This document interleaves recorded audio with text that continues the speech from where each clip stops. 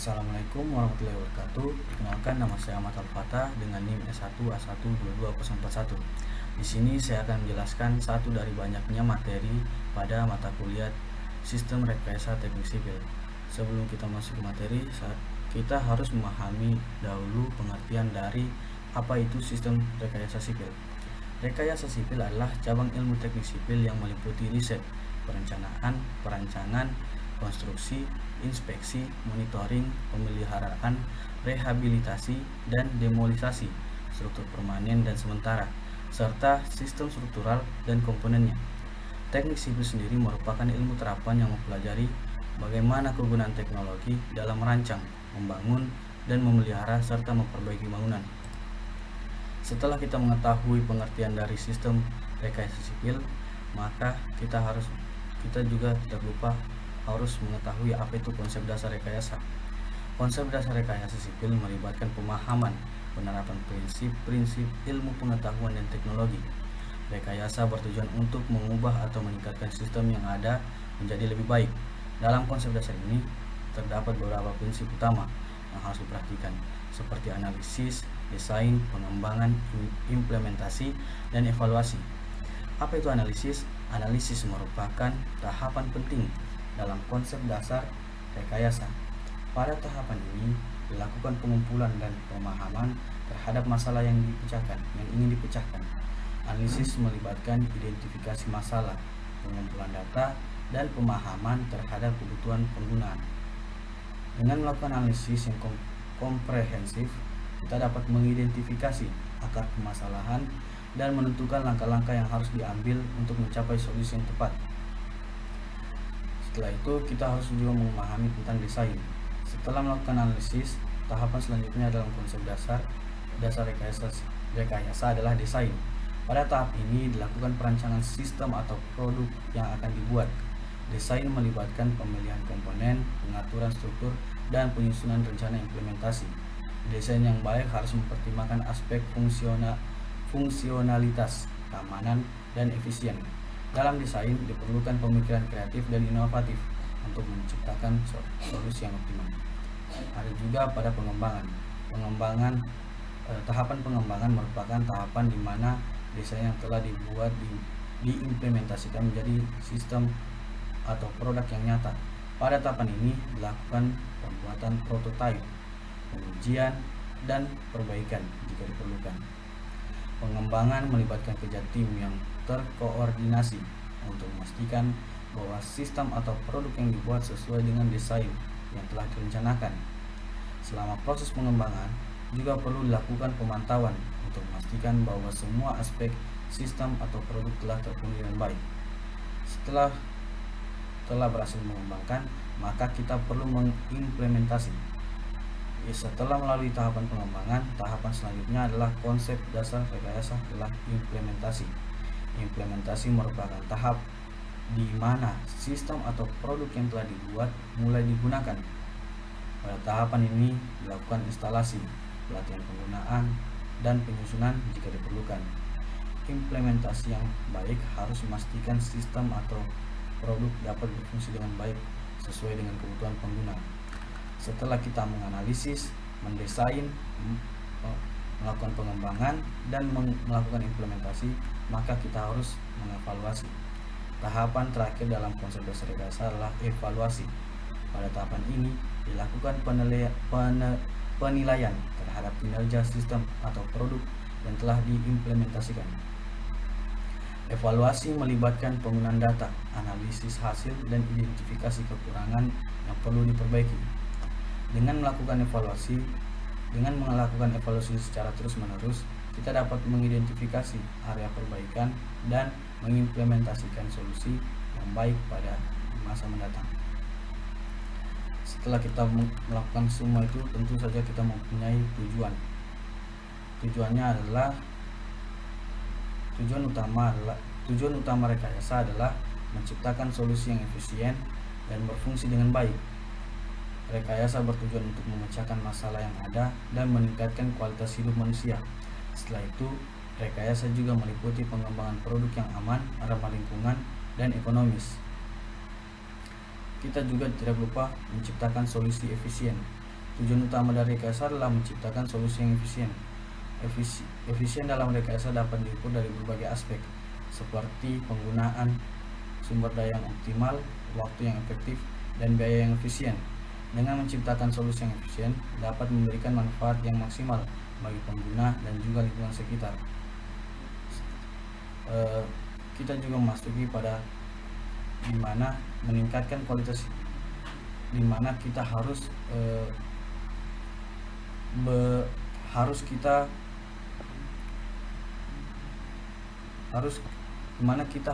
memikirkan cara meningkatkan kualitas hidup manusia setelah melakukan rekayasa tersebut. Rekayasa juga bertujuan untuk meningkatkan kualitas hidup manusia dalam menciptakan solusi. Rekayasa berfokus pada kebutuhan dan keinginan manusia dengan memperhatikan aspek fungsionalitas, keamanan, dan kenyamanan.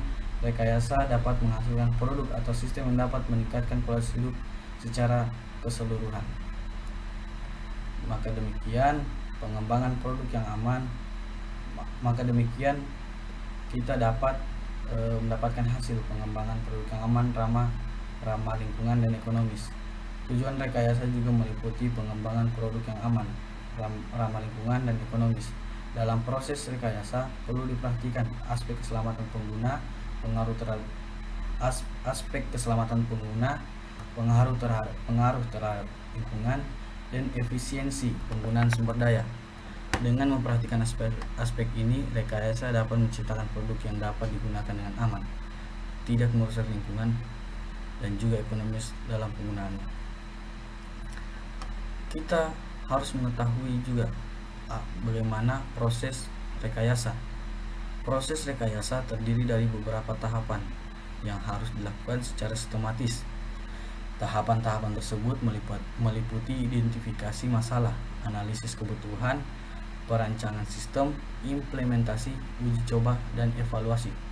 Seperti yang dijelaskan sebelumnya, setiap tahapan memiliki peran penting dalam mencapai hasil rekayasa yang baik.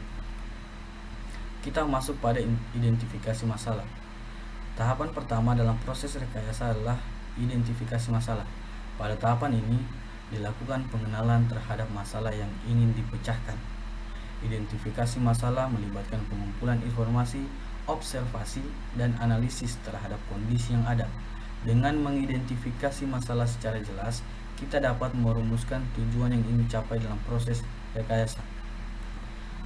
Setelah kita mengidentifikasi masalah, kita menganalisis kebutuhan. Pada tahapan ini dilakukan pengumpulan dan pemahaman terhadap kebutuhan pengguna atau pemangku kepentingan yang terkait. Analisis kebutuhan melibatkan pengumpulan data, wawancara, dan diskusi dengan pihak terkait. Dengan melakukan analisis kebutuhan yang komprehensif, kita dapat memastikan bahwa solusi yang dikembangkan dapat memenuhi kebutuhan sebenarnya.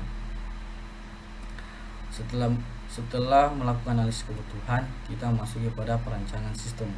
Tahapan perancangan sistem merupakan tahapan di mana solusi yang akan dikembangkan direncanakan secara detail.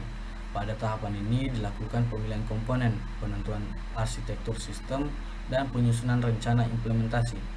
Perancangan sistem melibatkan pemikiran kreatif dan inovatif untuk menciptakan solusi yang optimal. Dalam perancangan sistem perlu diperhatikan aspek fungsionalitas, keamanan, dan efisien. Setelah pada proses perancangan sudah mendapatkan solusi, sudah masuk pada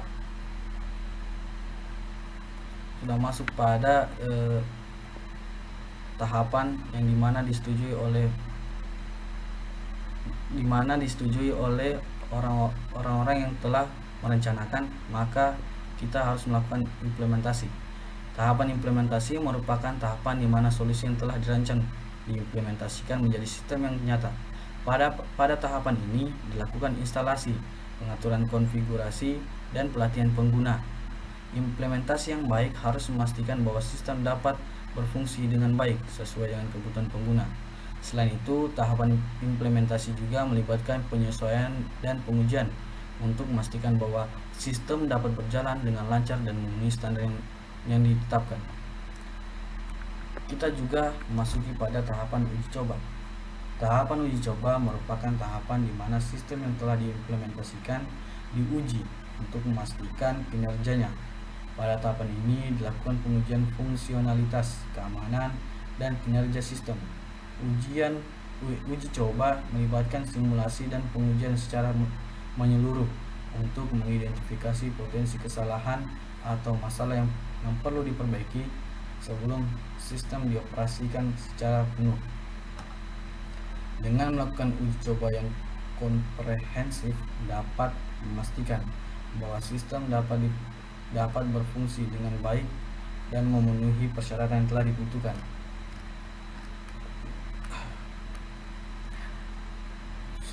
Setelah melakukan uji coba, maka kita harus melakukan juga tahapan evaluasi. Tahapan evaluasi merupakan tahapan di mana sistem yang telah diuji coba dievaluasi kinerjanya. Pada tahapan ini dilakukan pengumpulan data, analisis hasil, dan penilaian terhadap kualitas sistem yang telah dikembangkan. Evaluasi melibatkan perbandingan antara hasil yang dicapai dengan tujuan telah ditetapkan sebelumnya. Jika ditemukan kekurangan atau perbaikan yang perlu dilakukan, maka dilakukan langkah-langkah perbaikan yang sesuai dengan melakukan evaluasi secara terus-menerus dan dapat memastikan bahwa sistem dapat ditingkatkan dan memberikan hasil yang optimal. Baik, setelah kita melakukan itu semua, kita masuk pada setelah kita mendapatkan penjelasan dari itu semua, dari penjelasan tadi sebelumnya, kita masuki pada dimana salah satu pengaplikasian sistem rekayasa sipil pada bangunan konstruksi yang mempengaruhi keterlambatan proyek konstruksi. Terlebih dahulu kita harus mengetahui latar belakangnya, di mana pelaksanaan konstruksi biasanya berasumsi bahwa seluruh informasi dalam kontrak sesuai dengan kondisi ideal. Namun selama masa pelaksanaan seringkali tidak sesuai dengan asumsi tersebut. Perbedaan kondisi ini dapat meningkatkan biaya pelaksanaan proyek, termasuk pembayaran kepada pelaksanaan konstruksi, tergantung kesepakatan yang telah diatur dalam kontrak. Nah, pada inilah terjadi yang namanya keterlambatan pada proyek konstruksi. Tentu saja pada salah satu pengaplikasian ini mempunyai maksud dan tujuan. Yang untuk tujuan yang pertama, untuk mengetahui faktor-faktor yang menentukan terjadinya keterlambatan proyek. Tujuan kedua, mengetahui nilai tingkat kepentingan, atau yang kedua tujuannya yaitu menilai tingkat kepentingan serta mengetahui tingkat faktor-faktor penyebab keterlambatan proyek konstruksi. Setelah kita mengetahui maksud dan tujuannya, maka kita masuk pada pembahasan, di mana pembahasannya adalah dalam pekerjaan konstruksi, penundaan bisa digambarkan sebagai kelebihan waktu, baik di luar tanggal kontrak maupun di luar tanggal ketika disetujui untuk penyerahan dari suatu proyek. Jenis-jenis penyebab keterlambatan yang dapat dikelompokkan dalam 3 kategori, yaitu keterlambatan yang layak mendapatkan ganti rugi, compensable delay. Yang kedua, keterlambatan yang dapat dimaafkan, non excusable delay. Yang ketiga, keterlambatan yang dapat dimaafkan atau excusable delay. Dari hasil pembahasan di atas, untuk mengurangi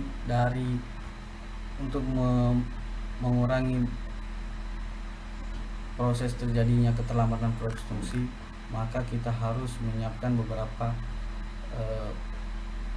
proses atau beberapa tahap, di mana biasanya tahap-tahap inilah yang mempengaruhi pada kegagalan atau mempengaruhi keterlambatan proyek konstruksi, yaitu masuk pada biaya. biaya atau anggaran. Biaya anggaran proyek tidak melebihi batas yang telah direncanakan atau telah disepakati sebelum atau sesuai dengan kontrak suatu pelaksanaan pekerjaan. Yang kedua, mutu pekerjaan. Mutu hasil akhir pekerjaan dan proses cara pelaksanaan pekerjaan harus memenuhi standar tertentu sesuai dengan kesepakatan, perencanaan, ataupun dokumen kontrak pekerjaan. Waktu pelaksanaan pekerjaan harus memenuhi batas waktu yang telah disepakati dalam dokumen perencanaan atau dokumen kontrak yang bersangkutan. Habis itu kita masuki pada tahap manajemen proyek. Yang pertama itu adalah planning, yang kedua scheduling, yang ketiga controlling. Yang pertama itu planning atau penetapan sasaran, pendefinisian proyek dan organisasi tim. Yang kedua scheduling, menghubungkan antara tenaga kerja, uang dan bahan. Yang ketiga controlling atau pengawasan sumber daya, biaya, kualitas dan budget. Di sini kita akan masuki pada salah satu contoh penelitian tentang rekayasa sipil, yang dimana yang berjudul analisis faktor-faktor yang mempengaruhi keterlambatan proyek konstruksi pembangunan gedung di Kota Lamongan. Ini adalah salah satu contoh dari pengaplikasian sistem rekayasa sipil, di mana dia melakukan penelitian dengan tujuan adalah untuk mengetahui faktor-faktor yang menentukan terjadinya keterlambatan proyek dan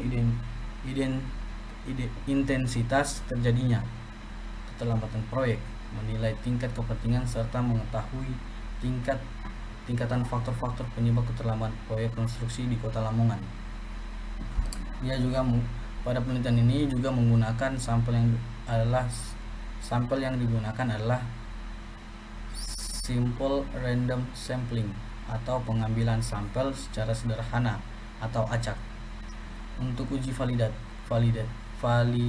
validitas dilakukan dengan metode internal validity method, metode korelasi produk momen, di mana kriteria yang digunakan berasal dari alat uji itu sendiri, dan tiap item variabel dikorelasikan dengan nilai total yang diperoleh dari koefisien korelasi produk.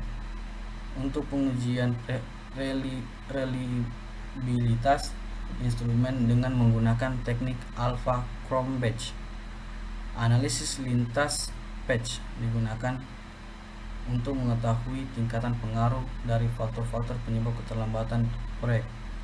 Hasil penelitian diklasifikasikan berdasarkan responden kontraktor dan responden pemilihan pekerjaan.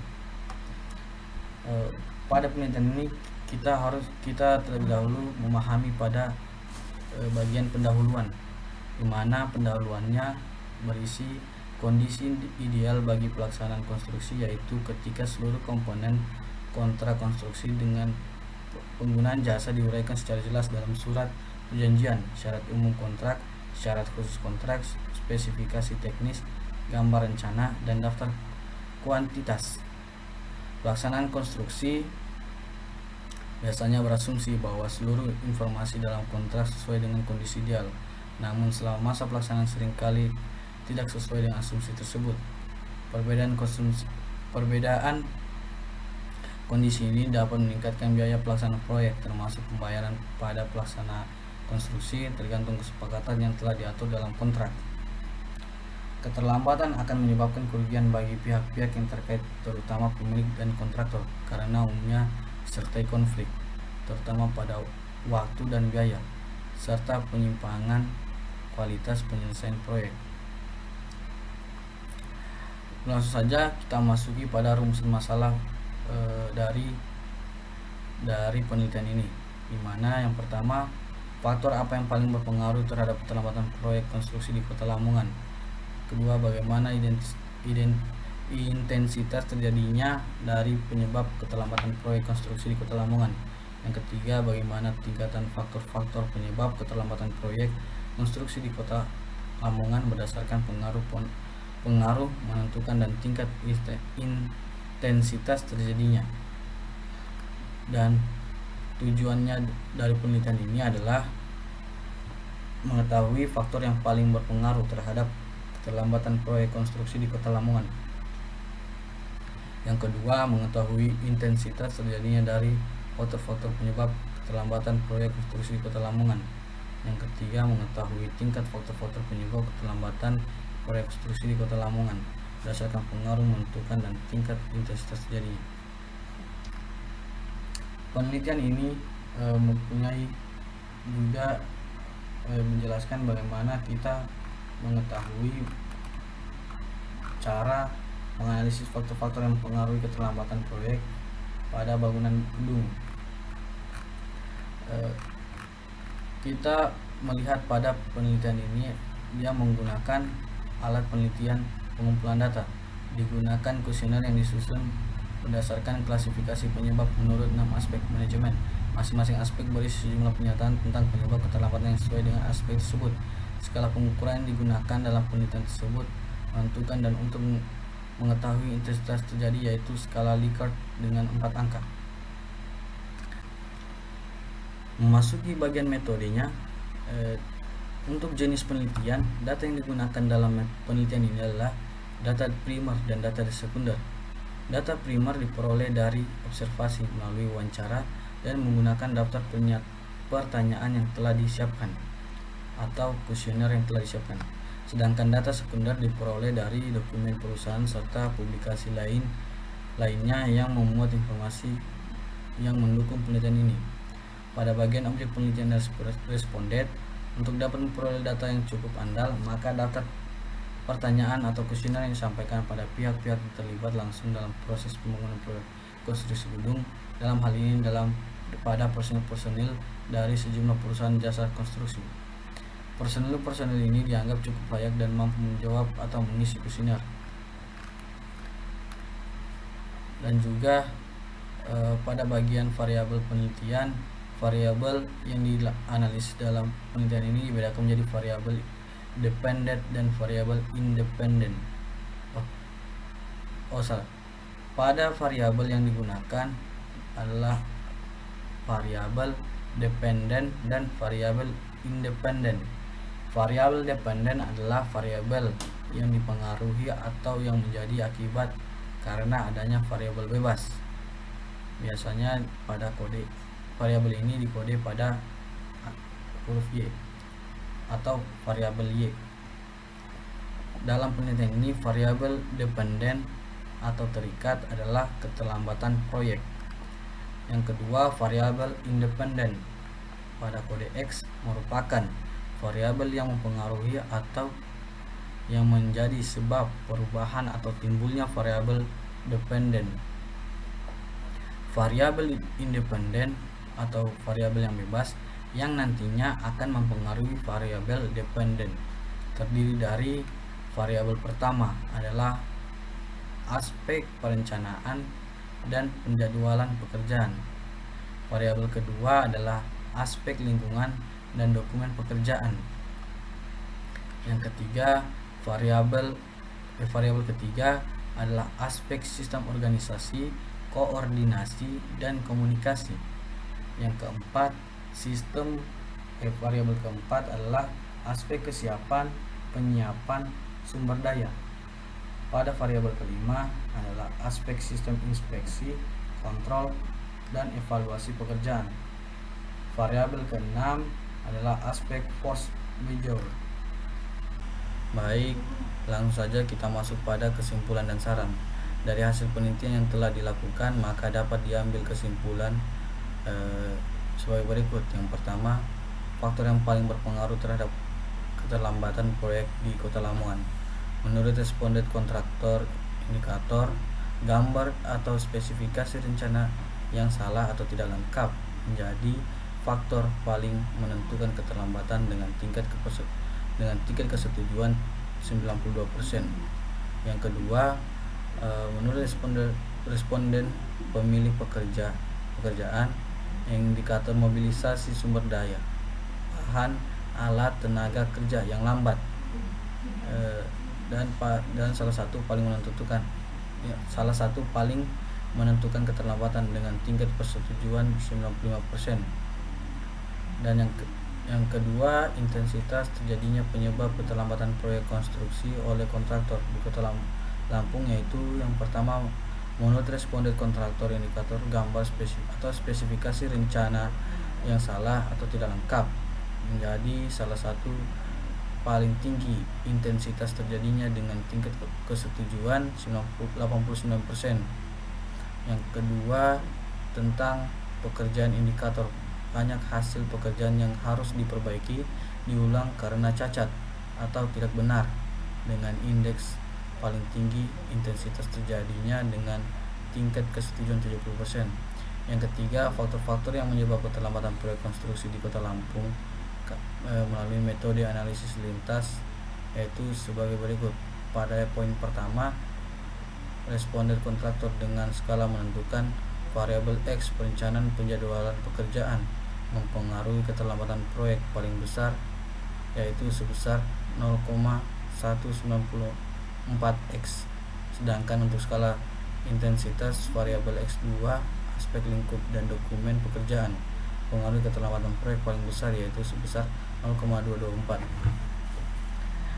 Dan yang pada poin keduanya, pada responden pemilih pekerja dengan skala menentukan variabel X3 aspek sistem organisasi koordinasi dan komunikasi mempengaruhi keterlambatan proyek paling besar, yaitu sebesar 0,210x1. Sedangkan untuk skala intensitas variabel X4 atau aspek kesiapan dan penyiapan sumber daya mempengaruhi keterlambatan proyek paling besar, yaitu sebesar 0,225x.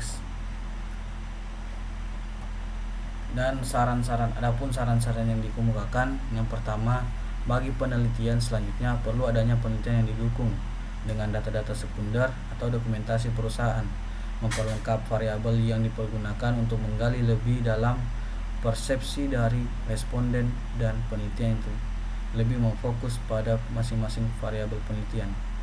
Yang kedua, bagi pemilik pekerja atau owner pemilihan kontraktor yang meliputi SDM kontraktor yang berkualitas, manajemen kontraktor merupakan hal yang perlu diperhatikan agar dalam pelaksanaan pembangunan nantinya akan tepat waktu dan sesuai dengan yang diharapkan. Demikian adalah salah satu hasil penelitian yang dimana penilaian ini berhubungan dengan materi tentang sistem rekayasa sipil. Sekian dari saya. Apabila ada penjelasan yang kurang jelas, mohon maafkan. Apabila ada salah kata, mohon dimaafkan juga. Saya tutup dengan ucapan wassalamualaikum warahmatullahi wabarakatuh. Semoga penjelasan tersebut mendapatkan sebagian dari ilmu yang ada pada video ini. Terima kasih.